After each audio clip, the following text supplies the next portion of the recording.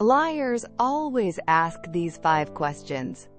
Spot them before it's too late. Have you ever felt the sting of a lie, so sharp it stole your breath? What if the person who betrayed you was someone you trusted with your whole heart? And what if their deception wasn't a clumsy mistake, but a carefully crafted trap, hidden behind a single, innocent-sounding question? Welcome to Live Stoic, Live Strong, where we trade illusions for truth, where emotions are felt but not obeyed, where clarity is power, and discipline is freedom.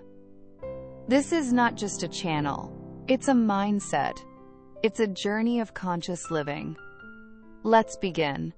Trust isn't just fragile, it's sacred, a delicate thread that, once severed, leaves scars that linger. If you've ever been blindsided by someone's betrayal, felt that gut-wrenching moment when their mask slipped, you're not alone. In this video, I'm pulling back the curtain to reveal 5 chilling questions manipulative people use to fake connection while secretly pulling your strings. These aren't just words, they're weapons, designed to disarm you, to make you doubt yourself, to keep you blind to the betrayal until it's too late. Ready to see what they never wanted you to notice? Let's dive in. Picture this.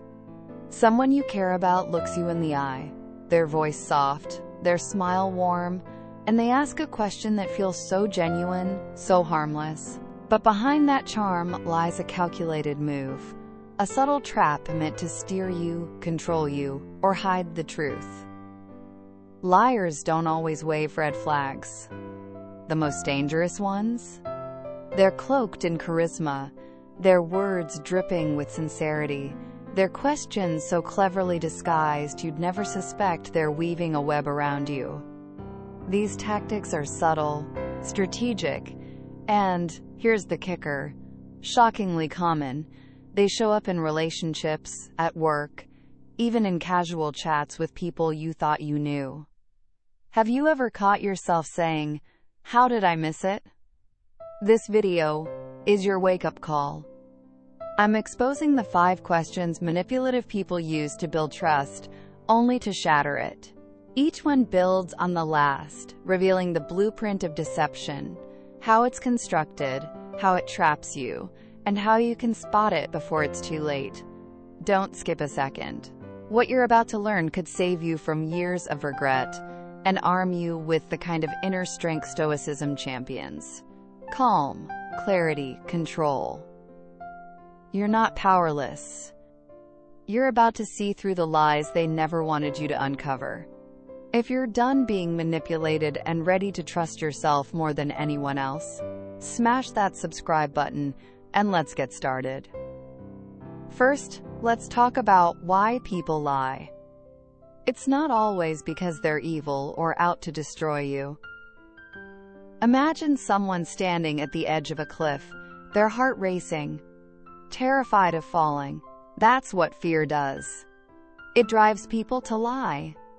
They lie to cover a mistake, to dodge rejection, to cling to a relationship that's slipping through their fingers. Maybe they're afraid of looking weak, of losing control, or of being seen for who they really are.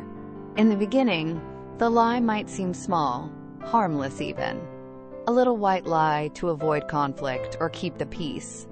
But lies are like snowflakes in a storm. One tiny flake seems insignificant, but soon they pile up, and suddenly you're buried under an avalanche of deception. By then, the liar isn't just scared. They're invested in the story they've spun. They'll protect that false image at any cost, even if it means hurting you to shield themselves from the truth.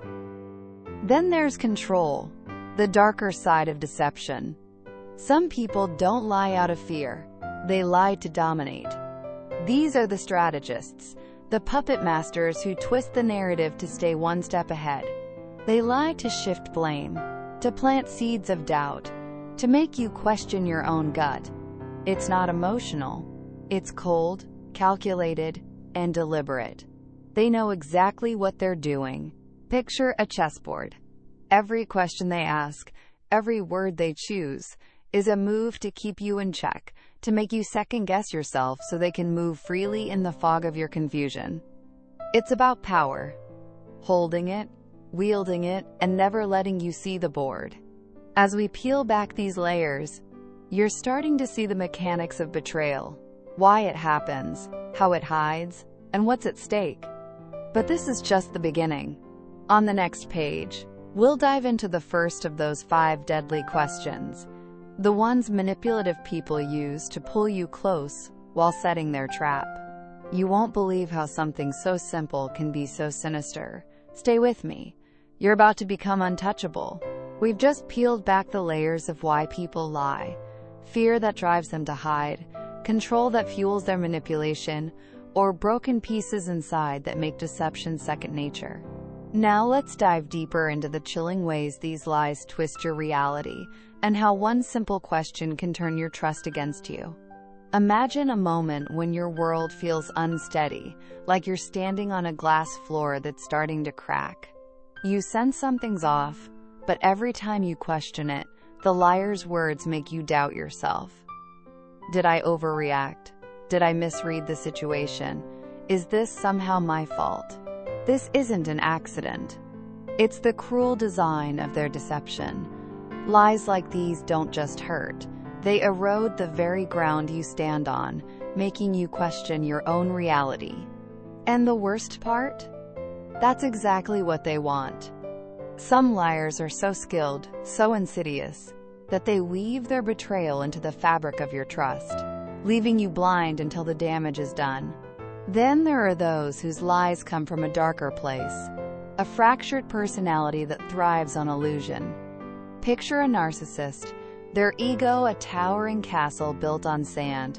They don't just crave admiration, they demand it, believing they're entitled to a spotlight that never dims. Their lies aren't mistakes. They're scaffolding, propping up a grandiose image that can't withstand scrutiny. Or consider someone with antisocial traits. A daggy person whose moral compass is a blank slate. They lie without guilt, without empathy, wielding deception like a craftsman wields a tool, to manipulate, to dodge consequences, to win at any cost. On the surface, they're magnetic, even charming, their smile disarming you while their words carve away at your defenses. But make no mistake, the harm they cause isn't a side effect. It's irrelevant to them. Their charisma is a mask, and behind it lies a void where your pain doesn't register. Understanding why people lie doesn't dull the sting of their betrayal, but it sharpens your vision. Not every kind word hides good intentions. Some people are so adept at concealing the truth that you don't see the manipulation until you're tangled in their web. But here's the secret they don't want you to know. They always leave clues, especially in the questions they ask. If you hear one of the 5 questions we're about to uncover, pause. Be cautious. They might not be seeking connection. They're trying to control you. And the first question? It's a dagger disguised as a plea. Don't you trust me? This question is a masterstroke of manipulation, so subtle it slips under your radar. At first, it sounds innocent, even wounded, a vulnerable cry from someone who feels misunderstood. But lean in closer, and you'll see it for what it is. Not a plea, but a demand. Not a search for truth, but a command to silence your doubts. Picture this. You're in a moment of uncertainty, your gut whispering that something's wrong. You ask a simple, reasonable question, seeking clarity. Instead of an answer, you're met with a pained expression and those 3 loaded words. Don't you trust me? In an instant, the conversation shifts. Suddenly, it's not about the truth anymore. It's about you, your suspicion, your supposed betrayal. You're painted as the villain for daring to question them. This is emotional blackmail, quiet but devastating. It's a calculated move that preys on your deepest instincts, to keep the peace, to be seen as kind, to avoid conflict. The more empathetic you are, the more you value harmony, the more this question feels like a trap. Your desire to be fair, to give the benefit of the doubt, becomes their weapon. You hesitate, you soften, you push your instincts aside, because who wants to be the one who breaks trust? But that's the genius of their game.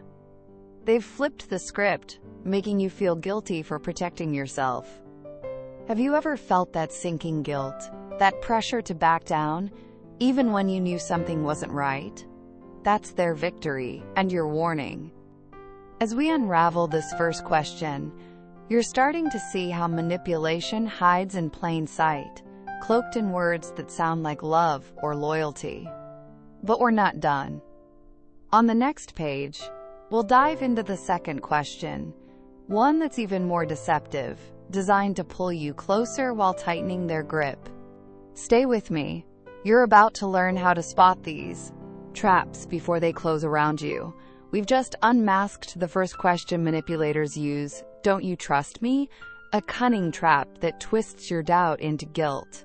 But what happens when you see through that emotional blackmail and refuse to let it shake you? That's where the real battle begins, and it's one you can win with clarity and strength. Let's dive into how to stand firm, and why the second question in their arsenal is even more deceptive. Picture yourself in that moment of hesitation, your instincts screaming that something's off, but their wounded tone makes you second guess. Maybe I'm overthinking. Maybe I was too harsh.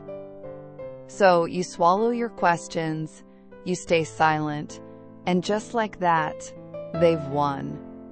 Your silence becomes their permission, your doubt their victory. But what if you could respond differently? What if, instead of folding, you stood tall, grounded in reason? The ancient Stoic philosopher Epictetus once said, "If someone succeeds in provoking you, realize that your mind is complicit." It's a piercing truth, like a blade cutting through fog. Manipulation only works when you let it, when you surrender your judgment to their emotional pull. A Stoic hears, "Don't you trust me?" and doesn't flinch. They don't tumble into the guilt trip. Instead, they anchor themselves in what's real. Trust isn't demanded with tears or pressure. It's earned through consistent, clear actions over time. One of the most heartbreaking mistakes, especially for kind, well-meaning people, is mistaking trust for blind acceptance. Have you ever felt that pang of fear, worrying that questioning someone might offend them or spark conflict? That's not kindness. It's abandoning your intuition. It's letting fear of tension, of seeming difficult, of disrupting harmony, open the door for manipulators. They thrive on that hesitation, slipping through the cracks of your doubt. But here's the antidote: calm, unshakable clarity. It's not about picking fights or shutting people out. It's about holding your ground with quiet strength, like a lighthouse standing firm against crashing waves. When someone tries to corner you with guilt, you don't lash out or apologize. You respond with truth. Trust is earned by clarity, not demanded by guilt. Those words are a game changer. They shift the power back where it belongs, to actions, not feelings. They disarm the manipulation without fueling drama. They protect your peace while keeping your heart open. This is the heart of Stoic wisdom. Your choices belong to you, not to someone else's emotions. Don't let their guilt become your guide.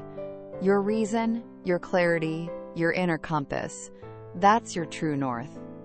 When someone tries to derail it with shame or pressure, it's not a signal to back down. It's a call to stand taller. You don't need to be cold to be strong, nor suspicious to be wise. But you do need to stop ignoring your gut when it's waving red flags, backed by facts. Stoicism doesn't demand you see the worst in people. It asks you to see clearly, to act with reason, not impulse. Above all, it reminds you that your peace is sacred, not something you owe to anyone, especially those who try to buy your silence with guilt.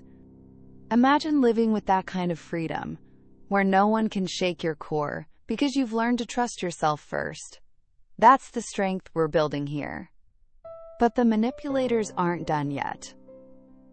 On the next page, we'll uncover their second question, one that sounds so reasonable it's almost impossible to challenge. Why would I lie? It's a masterclass in deception, designed to make you question your instincts while they tighten their grip. Stay with me. You're about to see through their next move. We've just exposed the second manipulative question. Why would I lie? A seemingly innocent phrase that's really a sly deflection, designed to make you doubt your instincts. But what happens when this tactic works, luring you into a trap of false logic? Let's unravel how this question exploits your trust, and how you can shield yourself with unyielding clarity.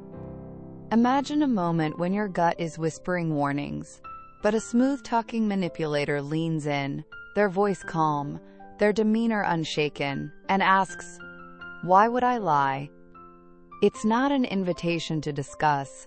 It's a command to stop questioning. This question doesn't seek truth. It demands your surrender. It's a rhetorical sleight of hand, shifting the spotlight from their actions to your judgment, making you feel like you're the one at fault for daring to doubt. And here's the trap. It works, especially on those of us who want to believe the best in others. That noble instinct, that desire to avoid assuming the worst, becomes their weapon, leading you into a maze of personally edited logic with very real consequences. Picture a scene. A man sits across from an insurance agent, the kind who exudes confidence. His smile is polished as his office. He boasts of 30 years in the business, his voice warm and reassuring as he pitches a policy with no hidden fees, nothing to worry about. But when the client hesitates, asking a simple question to clarify, the agent leans back, his tone suddenly tinged with offense. "Why would I lie?" he says, his words smooth but sharp. "I've built my entire career on trust." The client freezes. To question further feels like an insult, like accusing a pillar of integrity. Not wanting to seem paranoid, he brushes aside his unease and signs the contract. Weeks later, buried in the fine print, he finds a clause that flips the deal against him. The money lost stings, but the real wound is deeper. The betrayal of knowing his instincts were right, yet he silenced them because someone made doubting them feel unreasonable. Have you ever felt that sinking regret, realizing you ignored your gut because of a clever deflection? This is the danger of false logic. Just because someone claims they have no reason to lie doesn't mean they're honest. People lie for reasons you can't always see. To protect their ego, to maintain an advantage, to polish an image that's starting to crack. Sometimes they lie because it's second nature, a habit woven into their words, or because they bank on you not digging deeper. Deception doesn't need a neon sign announcing its motive.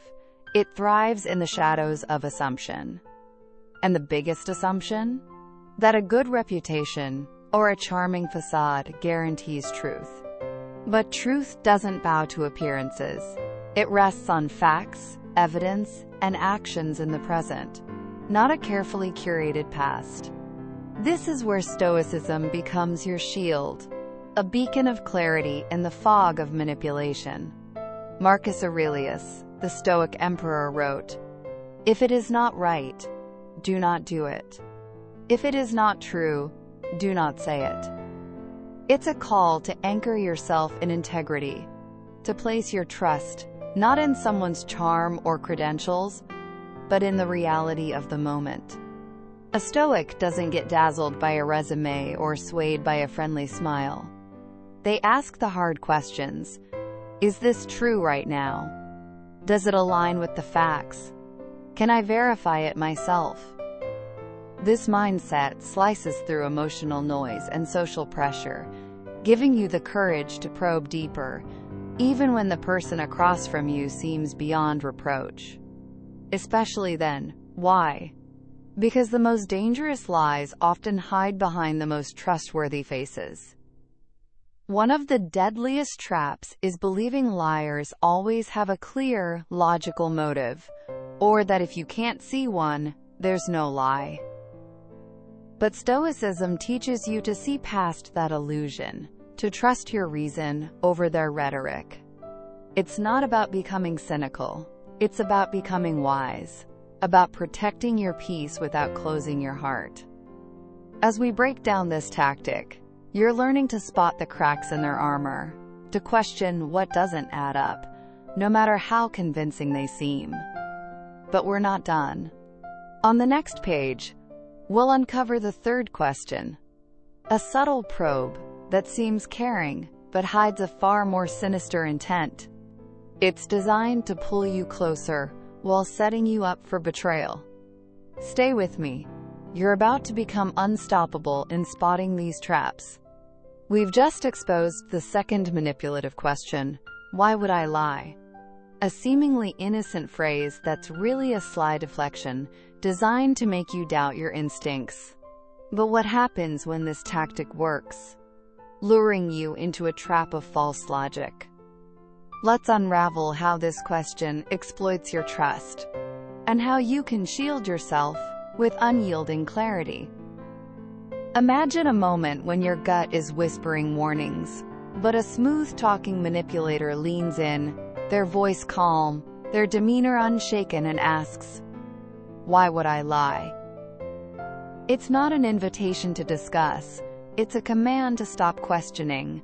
This question doesn't seek truth, it demands your surrender.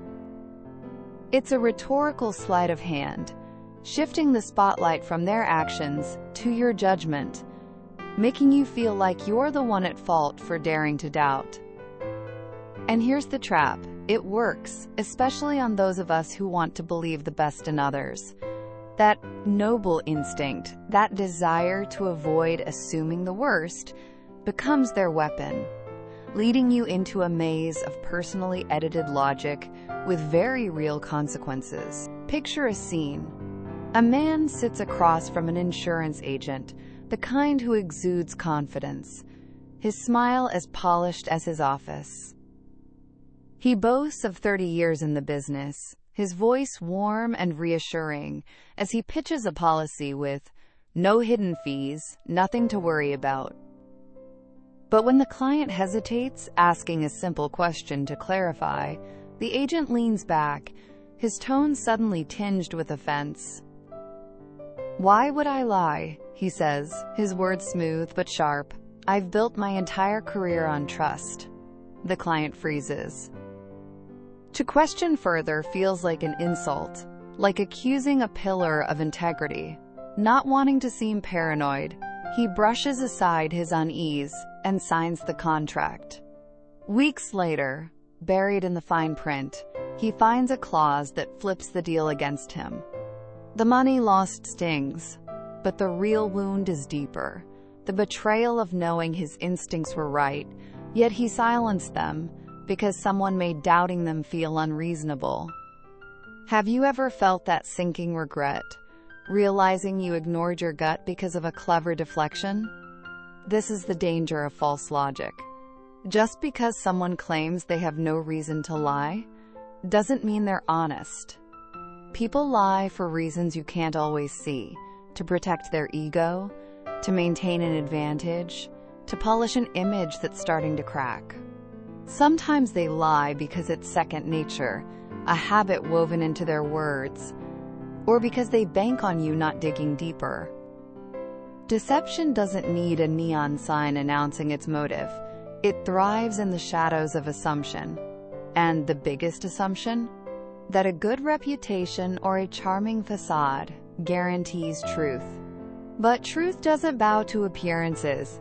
It rests on facts, evidence, and actions in the present, not a carefully curated past. This is where Stoicism becomes your shield, a beacon of clarity in the fog of manipulation. Marcus Aurelius, the Stoic emperor, wrote, "If it is not right, do not do it. If it is not true, do not say it." It's a call to anchor yourself in integrity, to place your trust not in someone's charm or credentials, but in the reality of the moment. A Stoic doesn't get dazzled by a resume or swayed by a friendly smile. They ask the hard questions. Is this true right now? Does it align with the facts? Can I verify it myself? This mindset slices through emotional noise and social pressure, giving you the courage to probe deeper, even when the person across from you seems beyond reproach. Especially then. Why? Because the most dangerous lies often hide behind the most trustworthy faces. One of the deadliest traps is believing liars always have a clear logical motive, or that if you can't see one, there's no lie. But Stoicism teaches you to see past that illusion, to trust your reason over their rhetoric. It's not about becoming cynical. It's about becoming wise, about protecting your peace without closing your heart. As we break down this tactic, you're learning to spot the cracks in their armor, to question what doesn't add up, no matter how convincing they seem. Thank you for staying with Live Stoic, Live Strong. It means you're seeking more than words. We're here for that journey with you, but we're not done. On the next page, we'll uncover the third question, a subtle probe that seems caring, but hides a far more sinister intent. It's designed to pull you closer while setting you up for betrayal. Stay with me. You're about to become unstoppable in spotting these traps. We've just unveiled the third question, can you keep a secret? A deceptively intimate phrase that traps you in a web of false loyalty, making silence feel like a bond. But what happens when that secret clashes with your values, pulling you into a moral tug-of-war? Let's dive into a story that shows how this manipulation works and how you can break free with Stoic clarity. Picture a quiet afternoon in a bustling office, the kind where colleagues feel like family. Rachel, a diligent employee, is pulled aside by a coworker. His voice drops to a hush, his eyes darting to ensure no one's listening. "I need to tell you something serious," he says, "but only if you promise not to tell anyone." Caught off guard, Rachel nods, her curiosity and politeness overriding her caution. Then comes the bombshell. Their boss has been mishandling company funds, covering it up with a web of lies. This isn't idle gossip. It's a gut punch of an ethical violation. Suddenly, Rachel's trapped. By agreeing to keep this secret, she's been thrust into a dilemma. Speak up and betray a coworker she sees every day, or stay silent and become complicit in something deeply wrong. That single question, can you keep a secret, has ensnared her in a moral maze. Have you ever been cornered by a secret that felt heavier than you could bear? This tactic is insidious because it cloaks manipulation in the guise of closeness. It preys on your desire to be seen as trustworthy, making silence feel like solidarity. For those who cherish loyalty and harmony, the emotional weight of this pressure can feel crushing, like a chain you didn't choose to wear. But here's a truth we rarely speak aloud. Not every secret deserves to be kept. Just because someone demands your loyalty doesn't mean they've earned it. The Stoic philosopher Seneca understood this well, writing, "No evil propensity of the human heart is so powerful that it may not be subdued by discipline." In today's words, no matter how strong the urge to stay quiet or shield someone's wrongdoing, you have the power to choose differently. It takes discipline, a willingness to embrace discomfort for the sake of what's right. But that's where your strength lies. Stoicism doesn't make you cold. It sharpens your ethical boundaries, helping you stand firm when someone tries to blur them with false intimacy. Rachel's mistake wasn't in listening. It was in agreeing too quickly to a loyalty that hadn't proven itself. She confused confidentiality with complicity, and the cost wasn't a public scandal but months of quiet torment, sleepless nights, second-guessing, and the slow erosion of her integrity, like a river wearing down stone. The lesson she learned was hard-won, but simple.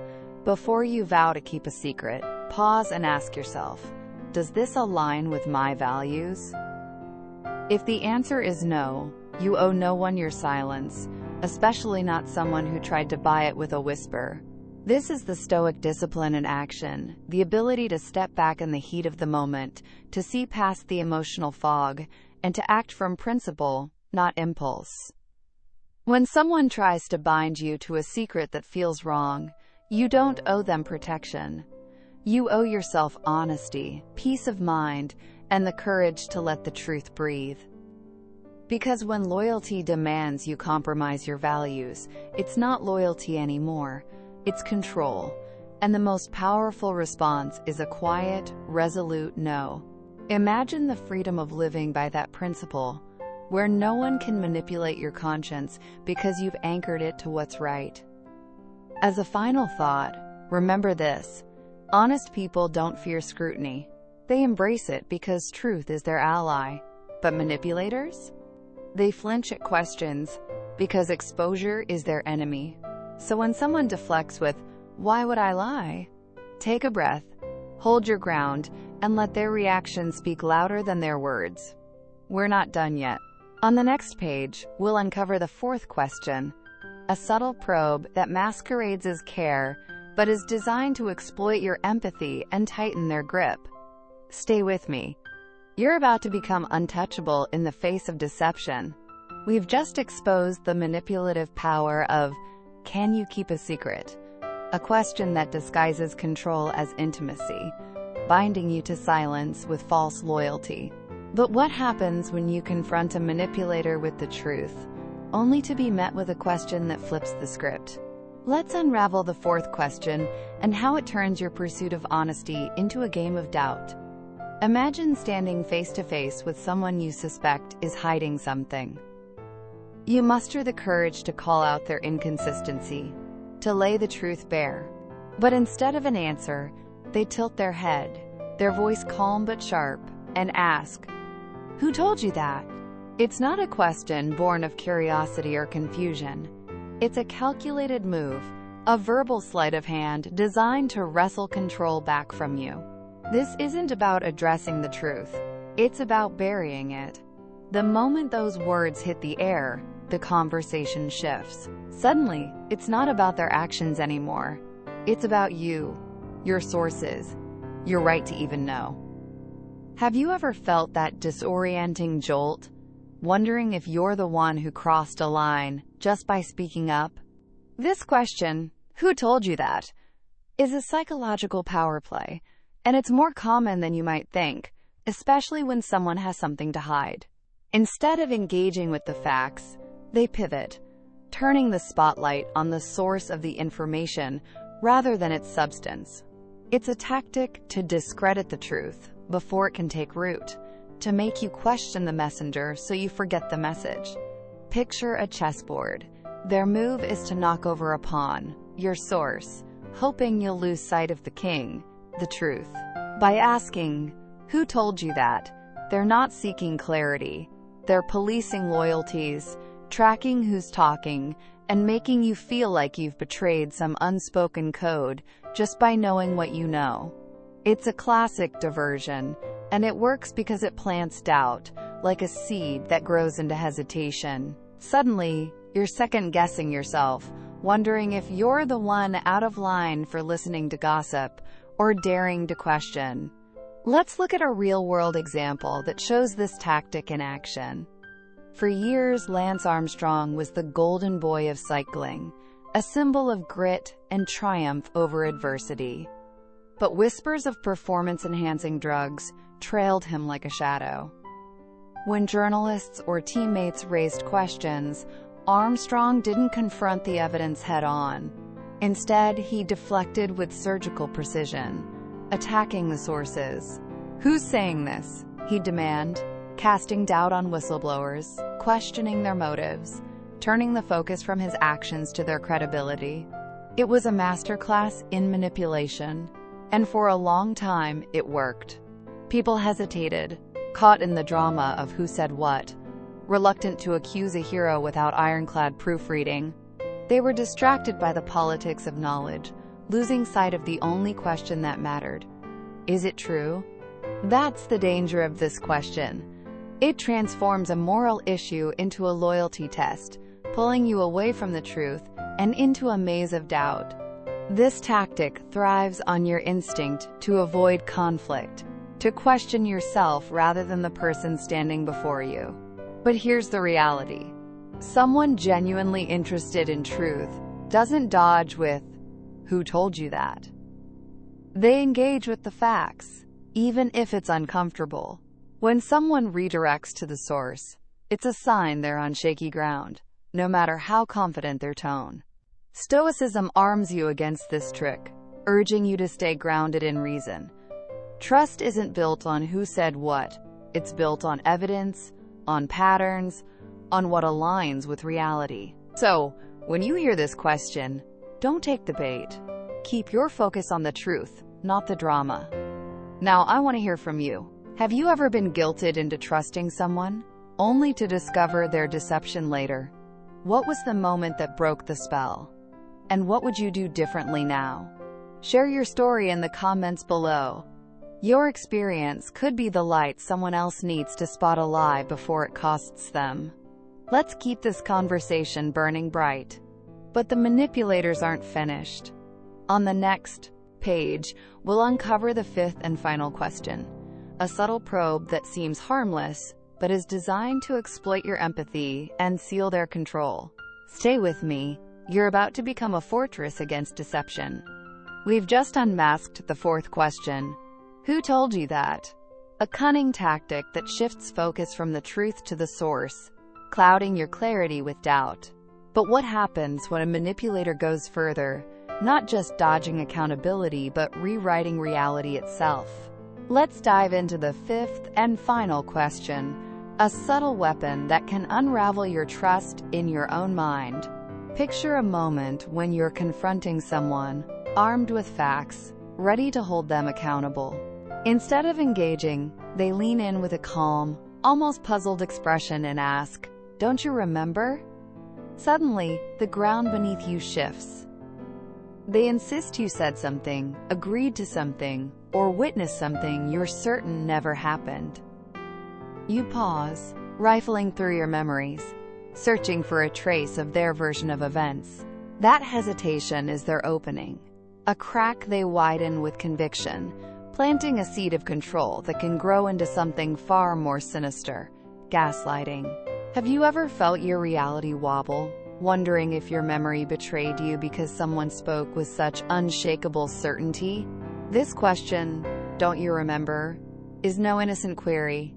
It's a gateway to gaslighting, one of the most corrosive forms of psychological manipulation. Unlike other tactics that attack your ideas or loyalty, gaslighting targets your mind itself, sowing confusion that erodes your confidence in what you know. It's like a fog rolling in, blurring the edges of your reality, until you question whether you can trust your own perceptions. Over time, you might find yourself deferring to their version of events, not because it makes sense, but because their calm, detailed certainty makes you feel unsteady, as if your memory is a faulty compass. The trap is devastating. They don't just rewrite the past, they make you doubt your grip on the present. But Stoicism offers a lifeline through this fog. Epictetus, the Stoic philosopher, wisely said, "Seek not the favor of the multitude. It is seldom got by honest and lawful means." In simpler terms, those who live with integrity don't scramble to control narratives or dodge scrutiny. they face the truth head-on. When someone asks, "Who told you that?" their priority isn't repair or honesty. It's control, a desperate bid to manage perception over behavior. A Stoic sees through this, refusing to be derailed by distractions. They respond, not with anger or defensiveness, but with a calm, piercing clarity. Let's focus on whether it's true, not who said it. This anchors you in reality, cutting through the noise of manipulation. Truth doesn't need secrecy or spin. It stands tall on its own. This principle applies to gaslighting too. When someone tries to rewrite your reality with, "Don't you remember?" Stoicism teaches you to hold fast to your reason. You don't need to track sources or justify your questions. Your job is to stay steady, to demand substance over stories. Character shines not in how someone basks in praise, but in how they face scrutiny. Do they stand with the truth, or do they deflect, casting blame on whistleblowers or your memory? That's the test that reveals who they are.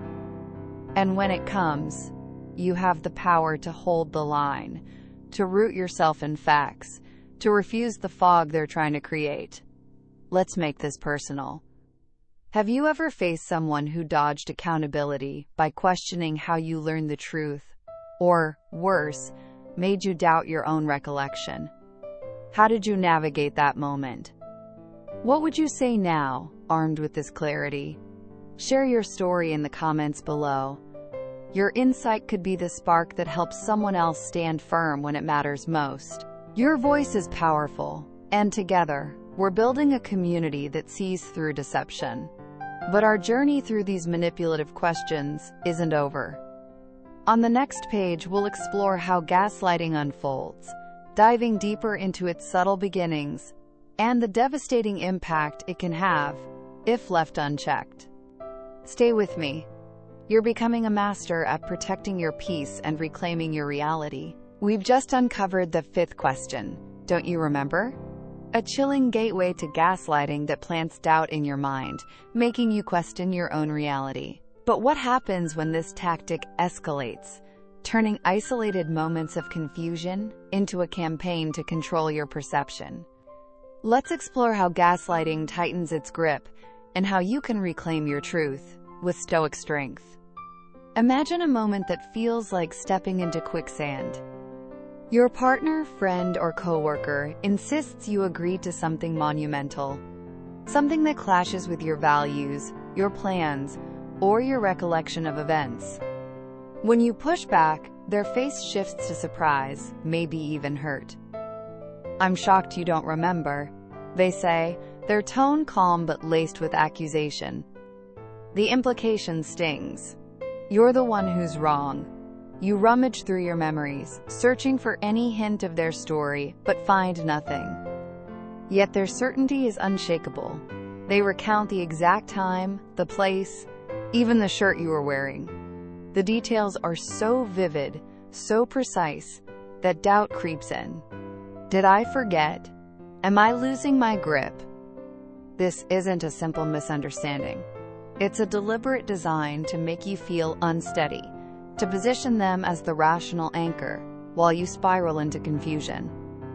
Have you ever felt your reality slip, wondering if you're the one who's lost touch? This dynamic is the heart of gaslighting's destructive power. The manipulator doesn't just offer an alternate version of the past. They replace yours entirely, crafting a narrative where they're the steady, logical one, and you're the emotional, unreliable one. It's like watching someone repaint your world in colors you don't recognize, then convincing you it was always that way. Their goal isn't to win a single argument. It's to dominate your reality, to make you so dependent on their version of truth that you stop trusting your own voice. Picture a long-term relationship where your partner claims you enthusiastically agreed to a life-altering decision, maybe quitting your job, moving across the country, or taking on a massive financial commitment.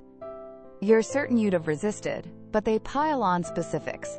the cozy cafe where you talked, the sunny afternoon, your excited nod.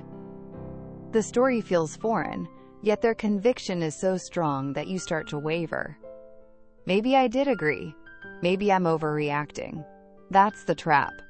Gaslighting thrives on your uncertainty, compounding until you stop questioning, stop speaking, stop believing in your own perspective. The emotional toll is crushing. Over time, you might become passive, not because you don't care, but because you no longer trust your place in the conversation. Your voice feels like a whisper against their certainty, and that's exactly what they want. But Stoicism offers a powerful shield against this erosion.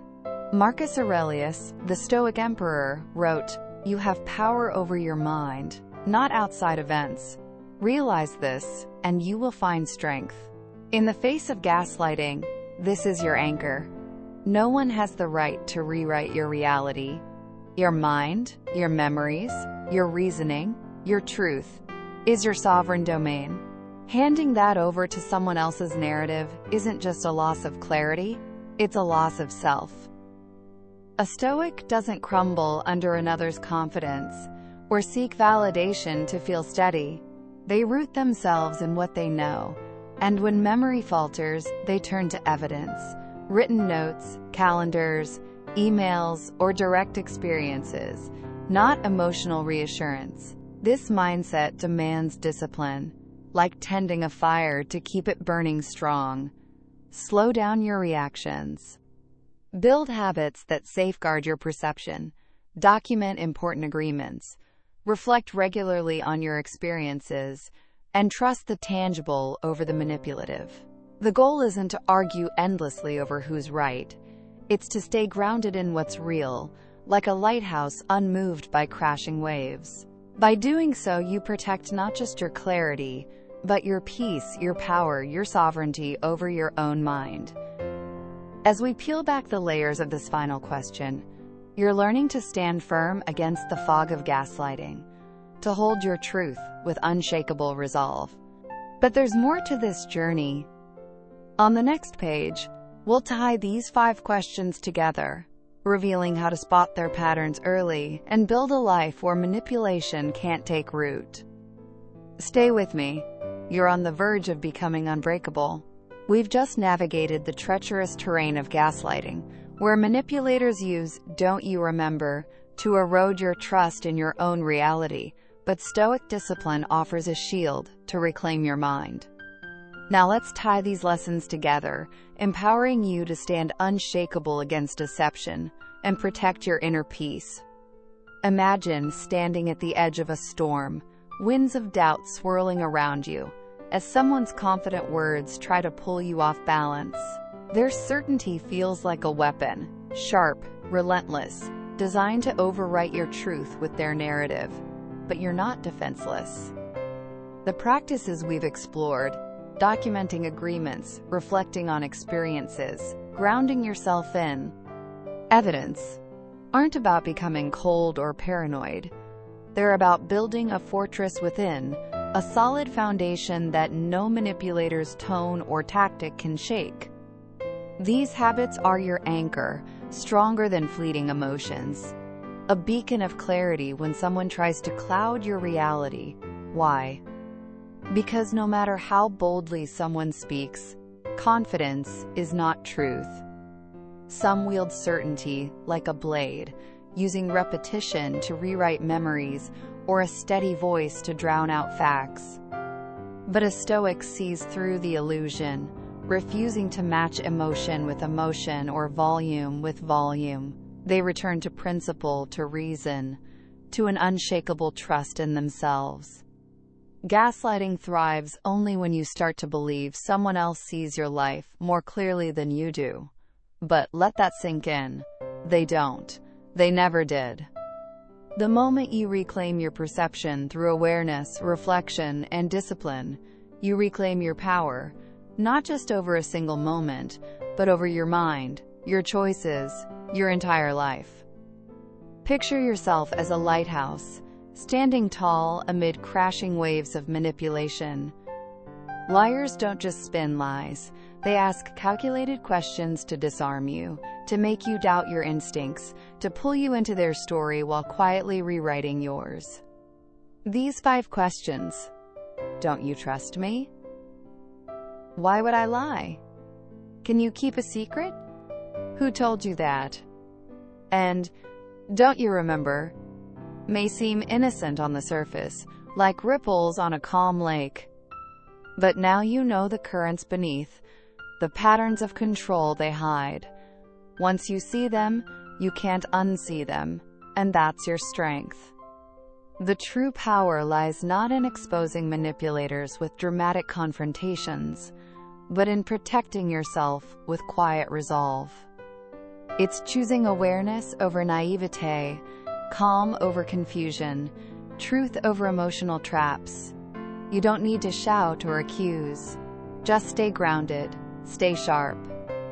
Your mind is your sanctuary, not a pawn in someone else's game, and it's not up for negotiation. So the next time one of these questions lands in your path, pause. Take a deep breath. Let the lessons you've learned here rise like a shield. You're not just surviving manipulation, you're soaring above it, building a life where deception can't take root. Can you feel that strength growing within you, that clarity that no one can steal? Thank you for your time. If one idea touched you today, come back next time. It may reach deeper. Share this with someone who needs a quiet moment. See you in the next video.